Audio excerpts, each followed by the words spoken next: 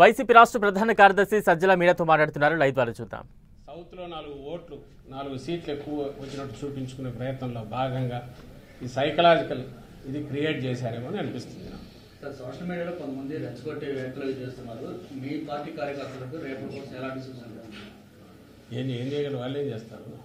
ఇంత బలమైన పార్టీ వాళ్ళు ఏదో దాన్ని ఏమంటాం మానసిక ఆనందం కోసం ఆత్మతృప్తి కోసం సోషల్ మీడియాలో 4 వార్నింగ్లు ఇస్తే ఏదో అంటారు ఉడత చప్పుళ్లకు ధన్యవాదాలు ఎదురుంటారు. ఇక్కడ దాని గురించి పెద్ద లెక్కలేకేసుకోవాల్సిన అవసరం లేదు. బట్ ఓవరాల్ నేనైతే వీఆర్ వెరీ కంఫర్టబుల్. మళ్ళీ చెప్తున్నాం, బ్రహ్మాండమైన మెజార్టీతో రేపు మళ్ళీ జగన్మోహన్ రెడ్డి గారు రెండోసారి ప్రమాణ స్వీకారం చేయబోతున్నారు అనుకున్నట్టు.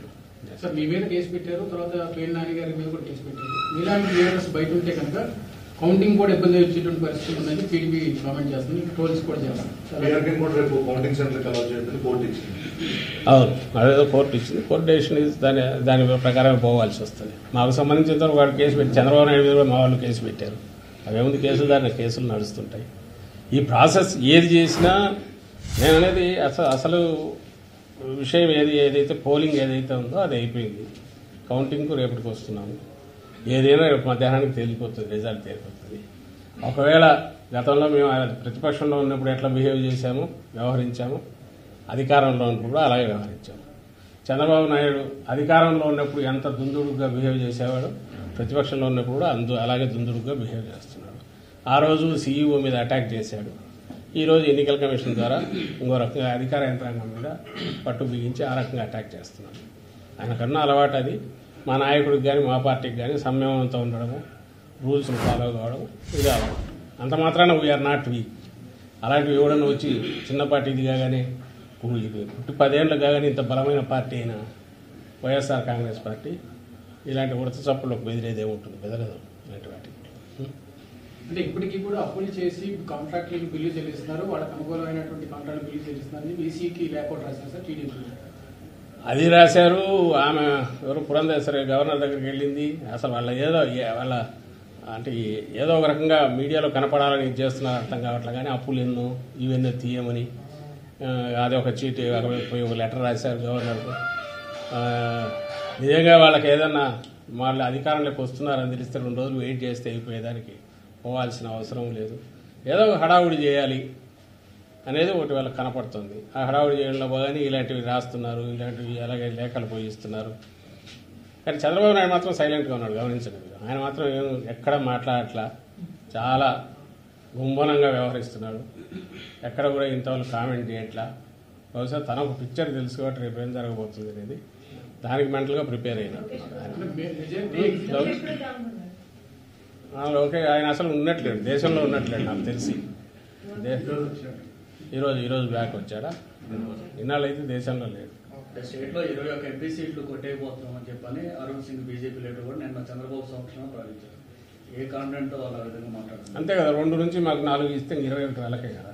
నిన్న ఆ survey India today my axis survey జరిగింది కదా, దాంట్లో నిన్న అసెంబ్లీ చెప్పినట్టున్నారు అలాగ చేసి. అది నిన్న కూడా అన్నా కదా, మాకు 2 చాలా జనరస్గా 2 నుంచి 4 ఇచ్చాడు. పాపం ఆయన బీజేడీ వాళ్ళకైతే 0 పెట్టేట్టున్నాడు. అలాగే కానీ అవి మీరు చూడండి, 2 నుంచి 4 అంటే మళ్ళీ అసెంబ్లీకి వచ్చేసరికి కొంచెం జనరస్ కొంచెం మరింత ఇదిపోయారు. కానీ అసెంబ్లీ లెక్కలే మీరు చూస్తే మై యాక్సిస్ అనే దాంట్లో మరి జనసేనకు ఎవరో నాకు మార్నింగ్ గుర్తు చేశారు, 7% ఓట్ షేర్ ఇచ్చాడు. జనసేన పోటీ చేసింది 21 సీట్లలో. 21 సీట్లలో 7% ఆఫ్ టోటల్ పోల్ ఓట్స్ అంటే వాళ్ళకి ఆ 21 సీట్లలో 61% వాళ్ళకి పోల్ అయిందా అంటే 21 సీట్లలో 61% పోల్ అయితే అది టోటల్ ఓట్స్లో 7% అవుతుంది. అది ఏమన్నా అది లెక్కేనా అంటే వాటికి ఏ లెక్కలు వేసుకుని కలపాలను చూస్తే ఎట్లా చేసినా కుదరట్లేదు. 400 420 అని ఎందుకనో తెలియదు కానీ 400 దగ్గర అయినారు. అక్కడికి పోవడం కోసం స్ట్రెచ్ చేసిన దాంట్లో మన ఏపీలోనే చూస్తే వైఎస్ఆర్ కాంగ్రెస్ పార్టీకి 44% ఓట్ షేర్ ఇచ్చాడు. సీట్లు ఎన్ని ఇచ్చాడా? 55 నుంచి 77 ఇచ్చాడు. 42% వచ్చినోడికి ఎన్ని ఇచ్చినాడు? టీడీపీకి నాకు గుర్తుండి 78 నుంచి 96 ఏమో ఇచ్చినాడు. సో జనసేనకైతే ఈ సీట్లో వాళ్ళకి 61% వస్తేనే 7% టోటల్ వస్తాయి. అంటే ఏమైనా లెక్కలు కుదిరేవైనా పొందికి కుదురుతుందా? దానికి ఏమన్నా ఒకందుకు థ్యాంక్స్ చెప్పాల్సింది ఏంటంటే వాళ్ళ ఆ ఫిగర్స్ ఇచ్చిన చూసి జనం నవ్వుకునేట్టున్నాయి కాబట్టి పెద్ద దానిల మీద అంత మాట్లాడాల్సిన అవసరం లేదు. దాన్ని చూసి వీళ్ళు నిన్నటి నుంచి సంబరాలు చేసుకుంటున్నారనేది మా దృష్టికి వచ్చింది. నేను నిన్న అన్నట్టు ఈరోజు చేసుకోవచ్చు, రేపు పొద్దుంతో 8:30-9 వాళ్ళ దుకాణం బంద్ అయిపోయింది. మెజారిటీ ఎగ్జిట్ పోల్స్ అన్ని కూడా టీడీపీకి అనుకూలంగానే వచ్చింది సార్. ఇది కూడా కొంత మ్యానిపులేట్ చేసినట్టుగా కూడా కనిపిస్తుంది. టీడీపీకి అనుకూలంగా రావడం కంటే కూడా నేషనల్ బీజేపీ దాంట్లో పార్ట్గా మేము వారం 10 రోజుల నుంచి చెప్తున్నాం. నార్త్ పోతుంది, సౌత్లోంచి ఏదో తెచ్చుకోవాలి, 400 అన్నారు కాబట్టి 400 దగ్గరికి రీచ్ కావాలనే ప్రయత్నం. అందులో భాగంగా ఎగ్జిట్ పోల్స్ అన్నీ కూడా దానికి తగినట్టే మేనేజ్ చేస్తూ వచ్చింది. చంద్రబాబు ఆ కూటమిలో పార్ట్ అయినందువల్ల అతని దాన్ని కలుపుకొని దీంట్లో కూడా అక్కడ ఇచ్చారనేది కనపడుతుంది క్లియర్గా. చంద్రబాబు గారు కూటమిలో పార్ట్ బీజేపీ కాకపోతే బహుశా ఈ ఫిగర్స్ వచ్చేవి కాదు. వాళ్ళకు కూటమికి రావాలా, బీజేపీకి 400 కావాలా, దాంట్లో పార్ట్గా అసెంబ్లీ ఇవ్వకపోతే మరీ అసహ్యంగా ఉంటుంది కాబట్టి అసెంబ్లీ కూడా కొంత పెంచినారేమో అనిపిస్తుంది. టార్గెట్ అయితే అది ఉన్నట్టు.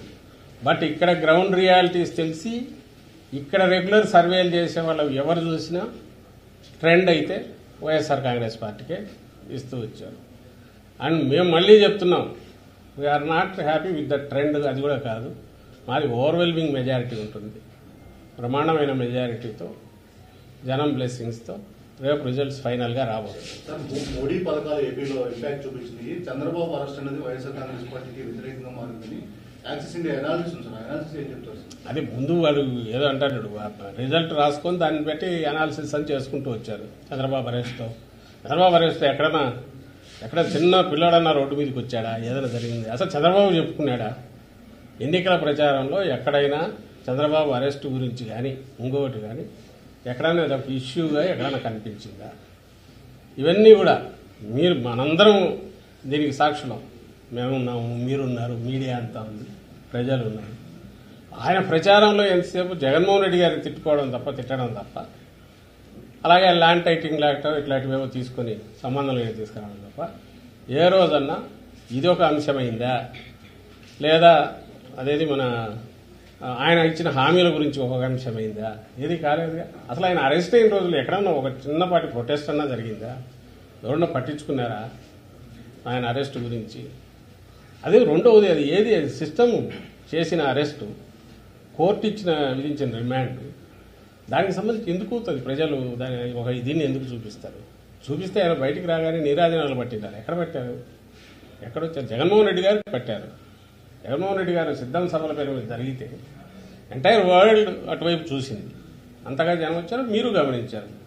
ఆయన చేసిన లాస్ట్లో మొత్తం ఆల్మోస్ట్ 140 కాన్స్టిట్యుయెన్సీ పైన విజిట్ చేస్తే దాదాపు అన్ని రకాల పద్ధతుల్లో ఎట్లా తరలి వచ్చారనేది చూశారు.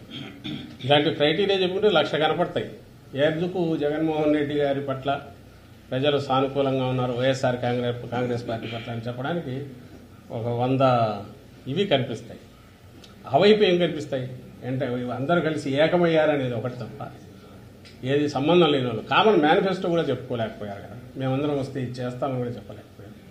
మరి జనం ఎందుకు వాళ్ళకి అంతగా ఇది పడతారు?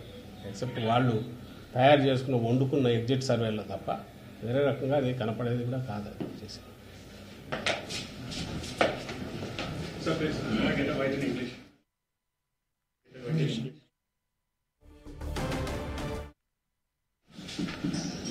భయంకరంగా ఉన్నది.